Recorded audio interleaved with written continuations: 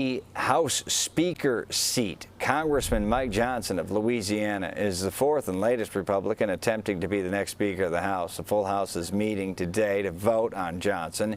He and other Republicans feel confident that this time, as Speaker, he will be confirmed. Democracy is messy sometimes, but it is our system. This conference that you see, this House Republican majority, is united. Interesting behind him there, saw Steve Scalise, one time thought to be the guy in the running, and there you saw the ousted one, Congressman McCarthy. Joining us now live to speak about it is our forever friend in the forever ongoing saga, former GOP chair of Illinois, Pat Brady. Pat, first off, before we get to probably the biggest news of the day, Mark Meadows, former chief of staff for Donald Trump, basically getting a sweetheart deal to potentially rat out the old boss in the federal election case. Before we get to that, let's talk about this fella, Congressman Mike Johnson from Louisiana. Thoughts? Good guy. He was much more moderate before he discovered that it was more productive for him in Louisiana to be more like Trump. I think he's probably 20 or 25 votes short right now. And speaking of people in that picture, I think he's kind of off to a bad start if the person standing right next to him is Lauren Boebert, who the last time we saw her was in a movie theater vaping, fooling around with her boyfriend. So I'm not optimistic they're going to get done. I hope they do because it's good for Republicans. But the reality is we're down to the C team on people that have any name ID or any proven ability to raise money, which is the Speaker's main job. And that's why Nancy Pelosi was so effective. So it's going to be an uphill climb for Mike and the Republicans next cycle if they don't have any money. Unbelievable. I didn't even see Lauren Boebert there. Of course, Congressman Boebert was caught vaping at an event and playing handsy or footsie or something, and then was found to be spending potentially campaign money at said boyfriend's bar, which could be a whole other thing. So, okay, big second question. Seems to be funding Ukraine. Former chairman of the Joint Chiefs of Staff says if we lose Ukraine, we could double, triple our military budget in the next few years. You lose Ukraine, then potentially you lose Poland if Russia keeps on pushing.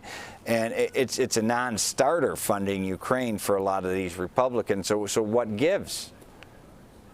Well, it's a long way from the traditional Republican Party that I signed up for when we believed that Russia was our biggest enemy and still is, and that we needed to do whatever we can to stop them. I mean, Putin's stated goal going back 15 years is he wants to recreate the old Soviet empire. He's been talking about invading Ukraine since 2008. John McCain, before he died, warned about this all the time. But listen, I'm not pretending to be a military expert or even a foreign affairs expert, but common sense tells you that this is what China wants. This is what Russia wants. They want us to back off. They want Putin to be able to run through Ukraine, and then he's going to keep going west, Belarus, Poland, and we're going to have to defend them. These are NATO countries. Yeah. And so it's just, but, you know, we have people on our side. Vivek the other day gave a speech in New Hampshire saying, Vivek Ramaswamy, one of the candidates, saying he wants to pull out of NATO and the UN. I mean, what are these people thinking? It's just a long way from the traditional Republican thought, and that's primarily because we've had Donald Trump running around for the last 5 years. So in the House Speaker race, you know, what does the Republican Party need to do to coalesce behind a moderate? You know, how do you make this become an Eisenhower moment versus a Dan Quayle spelling potato moment? Or is it just inherently going to be an Ian potato? Well, it's probably the latter, just because there are people who have real strong feelings and real hard feelings about anybody that doesn't toe the straight MAGA line. This newfound conservatism, which is not conservatism, it's just bomb throwing. We don't want to have government. The Matt Gaetz is in that crowd. That was the one thing that was a little disturbing to me about Johnson. The first person that stepped out and said he was a great pick was Matt Gaetz. So I think there are people that are locked in that may not support it. And there's substantially fewer moderates in that caucus than there are so-called conservatives. But I still don't know how you get, when you have that narrow margin, how you get to 214 or 15 or whatever the number is. Yeah, and I don't even think it's really an anti-government, or maybe it is an anarchism thing versus anti-government. Well, it's a do nothing. We don't want to do anything. Yeah, because there's a thoughtful form of that called libertarianism, liberté, at Ben Franklin. I mean, there's some very thoughtful ways of limiting government. This just seems like what you're saying, bomb throwing. So let's talk about the biggie, the one you want to talk about, probably the biggest thing out here. Donald Trump's ex-White House Chief of Staff, Mark Meadows, may have gutted, this according to a headline I was just reading, may have gutted the former president as he was granted immunity, as I go through my papers and surely can't find it, as he was granted immunity to testify in the federal election interference case. What do you make of Mark Meadows getting immunity and turning on Donald Trump? I mean, this could be watershed, right? Oh, it is. And I've always thought for months that Mark Meadows was cooperating because he went radio silent. Yes, nobody heard or saw him. Heard from him. And the case progressed. This would be the equivalent of Michael Corleone flipping on veto. Wow. I mean, this is as big as it gets. The chief of staff, you remember, you know how it works. The chief of the staff is the gatekeeper for the president. So nobody gets in to see the president, or he knows the agenda. He knows what they're going to talk about. And he's usually in the room. Meadows knows everything. I think what may have happened here, though, is I don't think Meadows thought he was going to get indicted in Georgia. So he got an immunity letter from the feds, which I don't know what the letter says, but it may not apply to the state.